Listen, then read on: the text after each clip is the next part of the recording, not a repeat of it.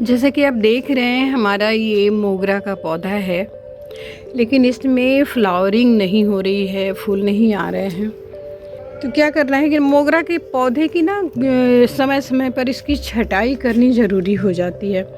जैसे कि ये लंबा है डाल, ये इसमें कोई ब्रांचेस नहीं है, तो इसे ना समय समय पे इसे काट देना चाहिए ताकि इसके ब्रांचेस निकलें। ये देखिए, हमने पहले कटाई की थी, इसकी छटाई की थी, तो आप देख सकते हैं इसमें कई ब्रांचेस निकले हुए हैं। तो इस तरह से आज हम इसकी छटाई कर देते हैं ताकि इसमें फ्लावरिंग हो सके, इसके और ब्रांचेस निकल जाएं। और देखिए किसको काटना है हम आपको बताते हैं। जैसे ये सिंगल डाल जा रहा है, ये सिंगल डाल जा रहा है, इसमें कोई ब्रांचेस नहीं है और इसमें फूल भी नहीं है, तो हम इसे काटेंगे। देखिए ये सिंगल डाल है, तो हमने इसे काटा है। तो इस तरह से जितने भी सिंगल डाल हैं उसकी छटाई कर दीजिए। समय समय पे हम करते रहते हैं इसकी छटाई। सबसे पहला फ़ायदा तो ये होता है कि पौधों को एनर्जी लगती है। ये जितने बड़े होते हैं उतनी एनर्जी इनको लगती है, तो हम छटाई कर देते हैं तो इनकी एनर्जी बच जाती है। फैलाव तो बहुत हो गया है पौधे का, लेकिन इनके फूल आने चाहिए, वो फूल नहीं आ रहे हैं। तो इस तरह के डाल हैं उसकी आपको छटाई कर देनी है, और जितने इसके ब्रांचेस निकलेंगे उतने ही इसमें फूल आएंगे। ठंड का मौसम आ चुका है, तो ध्यान रखिएगा, मोगरा के पौधा में कम से कम दिन भर का 6 से 8 घंटे का धूप लगना ज़रूरी हो जाता है, तो इसे धूप में रखिएगा। वैसे तो हम दिन भर हमारा पौधा ऐसे ही रहता है, धूप में ही रहता है, तो ठंड के दिनों में वैसे कोई दिक्कत नहीं है, लेकिन इसे धूप में ही रखिएगा। यदि छाया में पहले से आपने रखा हुआ है तो इसे आप बीच में ले आइएगा ताकि इसे अच्छी तरह से धूप इसमें लग सके। और मोगरा को न तो ज़्यादा पानी पसंद है, न तो ज़्यादा ड्राइनेस पसंद है, इसलिए इसमें हर समय नमी बनी रहनी चाहिए। तो ध्यान दीजिएगा, इसमें पानी डालते रहिएगा।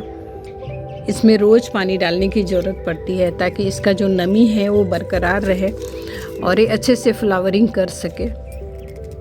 वैसे तो मोगरा के पौधे में कोई कीड़े नहीं लगते, कोई फंगस नहीं लगते, लेकिन फिर भी हमें इसमें महीने में एक आध बार इसमें कुछ न कुछ तो डाल देना ही चाहिए। तो इसके लिए आज हमने एक घोल तैयार किया हुआ है मोगरा के लिए, तो आज हम उसे इसमें डालेंगे। और कटिंग के बाद आप देखेंगे मोगरा जो है काफ़ी फ्रेश दिखने लगता है। इसे चमेली का फूल भी कहा जाता है। तो आप देख सकते हैं इसकी छटाई हमने कर दी है। अब इसके लिए हम घोल जो तैयार किए हैं आपको हम बताते हैं। बहुत आसान है इसका घोल तैयार करना। और उस घोल को डालने के बाद इसमें फ्लावरिंग बढ़ेगा, इसमें फूल आने लगेंगे और पौधे का ग्रोथ तो खैर होगा ही, और पौधा हमारा तो वैसे भी ग्रो कर रहा है। जैसा कि हम सभी जानते हैं, सरसों के खली में नाइट्रोजन, पोटाश, फास्फोरस भरपूर मात्रा में पाया जाता है।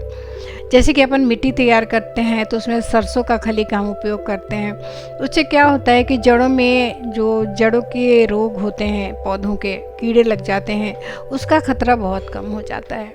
और सरसों के खली डालने से जिस पौधे में फूल फल नहीं आ रहे हैं या बहुत कम आ रहे हैं, तो स्थिति में आप सरसों के खली का उपयोग कर सकते हैं। आप उसका घोल बना लीजिए या आप उसका पाउडर बनाकर मिट्टी में डाल दीजिए। हर 15 से 20 दिन में आप सरसों के खली का उपयोग पौधों में कर सकते हैं। इससे अच्छी उपज भी होती है, और जिस पौधों में फल फूल नहीं आ रहे हैं उसमें फल भी आने लगते हैं, और फूल वाले जो पौधे हैं उसमें अच्छे फूल आने लगते हैं, भर भर के फूल आने लगते हैं। जैसे कि हम रासायनिक कोई खाद का उपयोग करते हैं, उससे कहीं अच्छा है कि आप मस्टर्ड केक का उपयोग कीजिए। जैसे केचुआ हो गया और कई तरह के कीड़े होते हैं मिट्टी में, तो उसको नुकसान नहीं पहुंचाता ये। तो इसके लिए भी अच्छा है सरसों का खली। आज हम सरसों की खली का उपयोग कर रहे हैं। जैसा कि आप देख रहे हैं, हमने भिगा के रखा हुआ है सरसों का खली। ये खली सरसों का खली है, लेकिन आप देख रहे हैं ये ओरिजिनल खली है बिल्कुल। इसका केक नहीं निकाला गया है, इसलिए ये ज़्यादा पावरफुल होता है ये खली। आप 100 ग्राम डालते हैं तो आपको ये 50 ग्राम डालना पड़ेगा। इस तरह से ये काम करता है खली।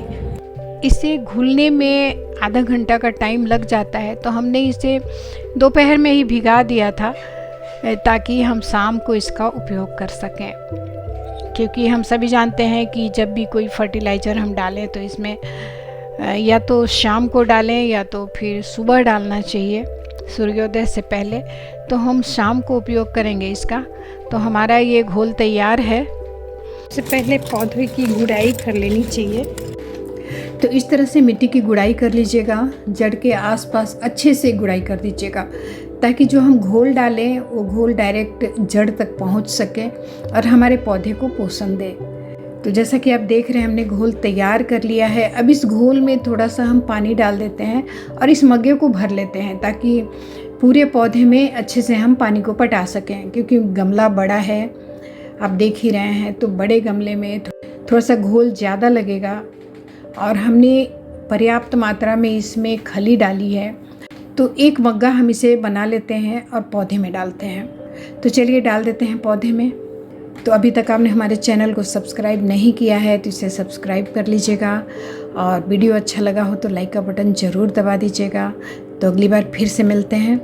अपना और अपने पौधों का ख्याल रखिएगा, क्योंकि मिट्टी से जुड़ने का एक अलग ही आनंद होता है दोस्तों। जय हिंद।